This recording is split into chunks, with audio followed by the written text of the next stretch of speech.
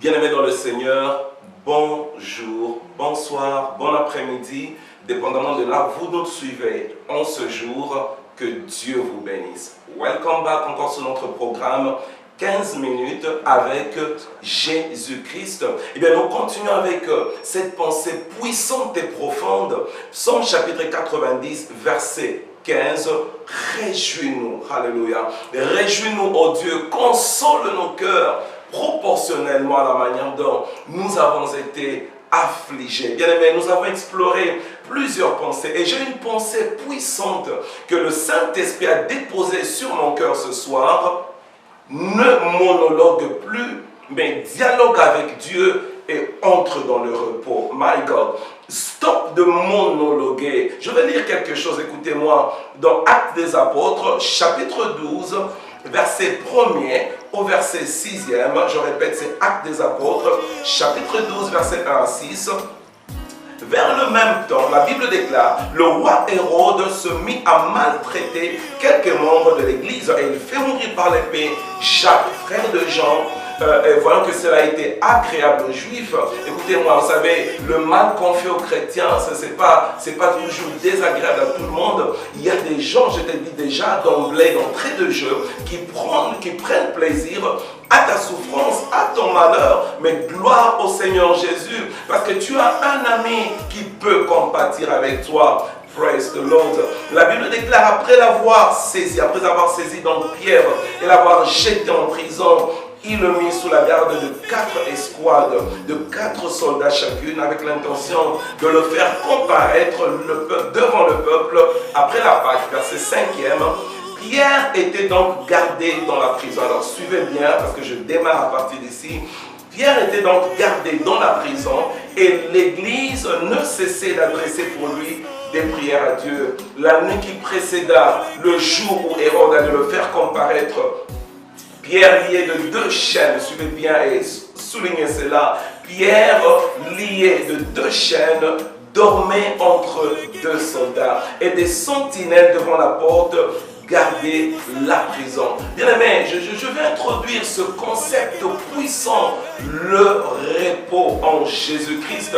La Bible déclare, l'Éternel créa la terre. Bien aimé, il prit 6 jours à faire son travail et le 7e jour, il est écrit, il se reposa de toutes ses œuvres. Je viens proclamer déjà le repos dans la vie de quelqu'un, dans la vie d'une auditrice, d'un téléspectateur qui me suit en cet après-midi. Vous savez, le repos, il est caractérisé par un trait principal, la stabilité. My God. Vous savez, il y a un moment où on peut être instable, on peut être en train de vagabonder à gauche et à droite. Mais bien aimé, je crois profondément qu'on ne peut pas continuer à tergiverser, n'est-ce pas, à volatiller, à avoir cette sorte d'esprit que j'appelle l'esprit de Caïn, à déambuler ça et là. Il y a un moment dans la vie, on doit se stabiliser. Et je commence déjà à proclamer dans ta vie la stabilité financière, la stabilité matérielle, la stabilité sociale, la stabilité à tous égards. Écoutez-moi, bien-aimé, tu ne peux pas, vous ne pouvez pas continuer à vous battre jour après jour. Le repos existe en Jésus-Christ. Je vais vous proposer un texte rapidement. C'est dans le livre de Juges, chapitre 3, pour un peu, n'est-ce pas, fortifier, amplifier ce que je suis en train d'expliquer. Le repos est une réalité. Le repos est une possibilité. Le repos peut être un droit pour toi, est un droit pour toi. Le repos, c'est ta part. Je suis dans le livre de Juges, chapitre 3e. Un temps difficile, un temps de bataille, un temps de combat où l'Éternel, n'est-ce pas, suscitait de temps à autre une personne appelée juge qui, n'est-ce pas, ramenait la paix après des temps de lutte. Et je prie déjà que le Seigneur aussi se charge de toutes les batailles au nom puissant de Jésus-Christ, que les périodes de douleur puissent passer, que Dieu ramène la paix dans ta vie. C'est possible, il peut te consoler et j'aime ça avec Dieu. Lorsqu'il console, nous n'avons cessé d'insister, c'est proportionnellement au temps de douleur que tu as passé. Et même il va plus loin, j'avais dit, vous savez, la Bible déclare Dieu exauce nos prières, Dieu écoute nos prières, Dieu répond à nos prières et il va même au-delà, il fait plus loin, il fait plus que ce que nous avons demandé.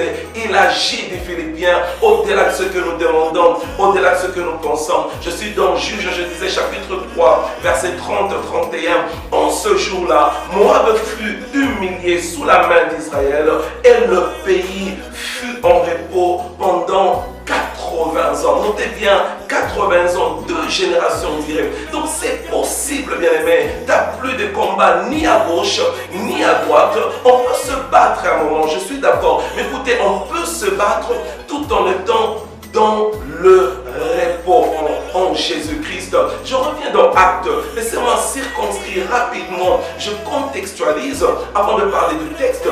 Qu'est-ce qui se passe? L'apôtre Pierre m'inspire puissamment par son attitude. Mais qu'est-ce qui se passe, mes amis? L'église est naissante. Voilà le contexte. L'église vient à peine de naître. Christ est venu. Bon, on croit pas en Christ. On dit, ben voilà, ce serait un de ses aventuriers encore, un de ses fameux pasteurs, ces happy clappy people qui parlent de Jésus, ces fameuses églises. Voilà, on dit, bah, mais écoute, c'est le fils du charpentier. Je me rappelle deux fois de mon GP. Le GP, c'est chez nous, dans le médecin de famille. J'en ai eu un nouveau chez nous ici à Manchester, UK nous sommes. Et c'était un juif hébreu, n'est-ce pas, d'Israël.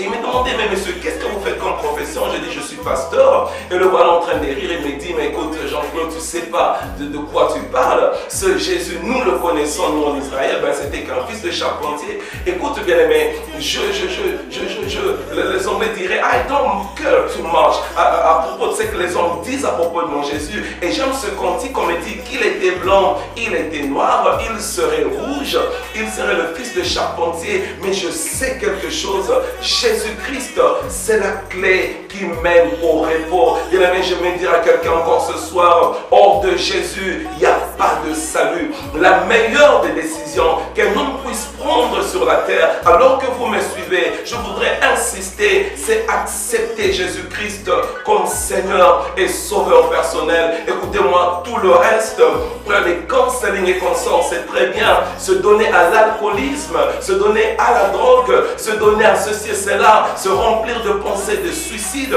Et je suis en train de parler ici de monologuer, parce que j'ai vu des gens monologuer chemin faisant. J'ai vu des gens tellement dépassés par les problèmes qui ne savent plus où donner de la tête. Et nous venons insister ce soir pour dire la solution, c'est Jésus-Christ de Nazareth. Alléluia. Bien aimé, l'église est naissante. Christ établit l'église. Christ commence un travail fantastique. Il est tué parce qu'on ne croit pas en lui. Mais j'aime cela. Il ne reste pas dans le tombeau. Alléluia. Le Jésus que je te prêche ressuscite après 3 jours. Et il est monté vers le ciel. La Bible déclare qu'il est assis à la droite de Dieu. Il intercède pour nous. Revenons à le montant. Il est parti, l'église continue. Alors il y a une forte persécution contre l'église. Je dis déjà à quelqu'un, les persécutions sont normales. Écoutez, le champion, il est formé. L'école des coups et blessures du Seigneur. Les champions, ce sont ceux qui sont formés dans l'école des persécutions, des insultes, des injures. Quel que soit ce que les gens disent à propos de toi, ferme les oreilles, écoute ce que le ciel dit à propos de toi. C'est ce qui est important. Pierre est persécuté, mais écoute, l'attitude de Pierre, c'est là où je voudrais insister. Il est mis en prison. Quelqu'un me suit peut-être qui est dans la prison, je ne sais pas, prison financière, prison de difficultés sociales, les études, ça ne marche pas, tu sais, tout, ça ne va toujours pas, la famille dispute sur dispute. Vous savez, il y a des gens, ils sont apparemment ils sont assis sur de l'or, apparemment, comme Esther.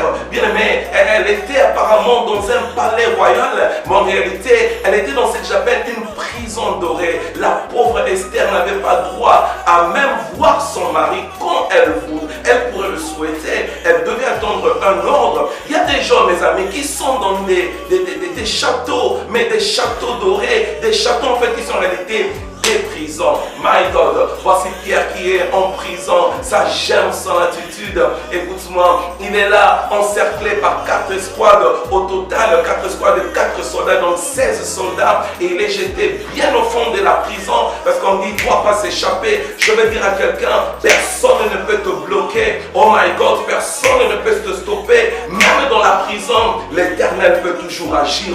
Même si on te jetait là où il y a des lions, dans la fosse aux lions, le lion de la tribu de Juda, Jésus de Nazareth va intervenir. Le voilà bien-aimé au milieu, enfin en pleine prison. Et ce qui est ironique, non seulement il est en prison, on plante 2 soldats à côté de lui. Et écoute, la Bible dit, au milieu de cette prison, au milieu des 2 soldats, Pierre dormait.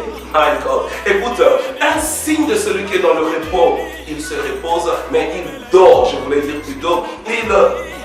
Vous savez, on voit cette caractéristique principale chez celui qui a le repos de Dieu. Il ne panique pas, il ne s'inquiète pas, il a la paix. Vous savez, la paix, ce n'est pas forcément les milliards, ce n'est pas forcément nos diplômes. J'aime les études. Là, je suis en train de terminer mon master, par exemple. Je suis en train de me préparer pour mon PhD. C'est bien ces histoires. Bien aimé, les belles voitures, c'est bien. Les belles montres, c'est bien. Les châteaux royaux, c'est bien. Bien aimé, mais écoutez-moi, la véritable paix, c'est en Jésus-Christ. Imaginez, bien aimé, contextualisé, en pleine prison, encerclé. La Bible dit, Pierre dormait. My God, je vais conseiller à quelqu'un, c'est ça, c'est ce que j'applique moi-même. Quand ça ne marche pas, dors. My God, quand ça ne marche pas, je dis, ne commence pas à monologuer chemin faisant, ne commence pas à t'inquiéter, commence à dialoguer avec le ciel. Alors la paix qui surpasse toute chose te sera communiquée, alors tu pourras dormir. My God, je vais continuer la fois prochaine alors que je clôture. Je vais prier pour quelqu'un et je me focalise ce soir, ce matin, mes amis, sur quelqu'un qui n'a pas de paix, sur une fille qui me suit à Libreville. Vous me suivez là-bas en Jamaïque, vous me suivez à Kinshasa, vous me suivez à Paris, à Bruxelles, vous me suivez à Boston, vous ne croyez plus. Bien aimé, je veux prier au Dieu des armées, Dieu des apôtres et des prophètes, Dieu tout-puissant des évangélistes, Dieu des alliances infaillibles. Oh Dieu, la Bible me dit que toi tu ne violes jamais tes alliances. Père, je te supplie pour mon frère, je te supplie, Dieu des armées, comme ton serviteur, ma soeur qui n'a plus de sommeil, il passe toute la nuit à compter les plafonds. Oh Dieu, donne la paix, Father, in Jesus' mighty name. Donne la paix, Seigneur, la paix que le monde ne peut pas donner. Fortifie mon bien-aimé au nom puissant de Jésus-Christ de Nazareth. Oh Dieu, réjouis son cœur autant que il a été affligé. Que cela soit ainsi. Au nom de Jésus-Christ, nous disons Amen. My God, désormais que tu puisses dormir, que tu puisses te reposer, bien-aimé, quels que soient les problèmes de facture et consorts, d'immigration, problèmes d'études, problèmes financiers. Dors, parce que lui, la Bible dit, il ne dort ni ne sommeille, il s'occupe de nos difficultés. Que Dieu te bénisse. Wonderful. Nous vous aimons beaucoup. Nous vous retrouvons la fois prochaine. Qui sommes-nous? Charismatic Church of Christ. Nous sommes basés à Manchester. 110 Oldham Road, Manchester M4 6AG. Nous pensons quitter ce building. Vous voulez nous supporter financièrement. Bien aimé, nous pensons trouver en endroit bientôt une salle. Bien, nous allons poser le travail. L'église, nous faisons un grand travail à Manchester et nous avons besoin de votre soutien. Les détails financiers défilent en bas de page. Vous avez besoin de prière. Nous continuons avec ces 90 jours de jeûne et prière. Appelez-moi 0044 74 48 49 7709. C'est mon portable direct. Mon email Jean-Claude Kayumba @hotmail.com. Je vous retrouve la fois prochaine. Ça sera des moments puissants d'intercession, 15 minutes dans la présence de Dieu. Je termine en disant, avec Jésus, c'est toujours possible. Repose-toi en Christ et que la paix de Dieu qui surpasse toute chose garde ton cœur dans la tranquillité. Sois béni au nom de Jésus. Bye.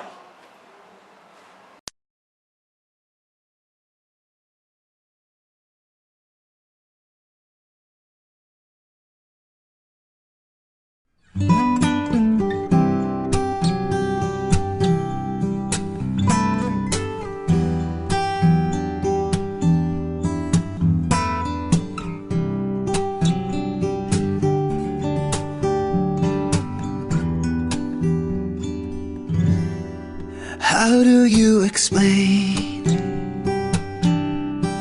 How do you describe a love that goes from east to west?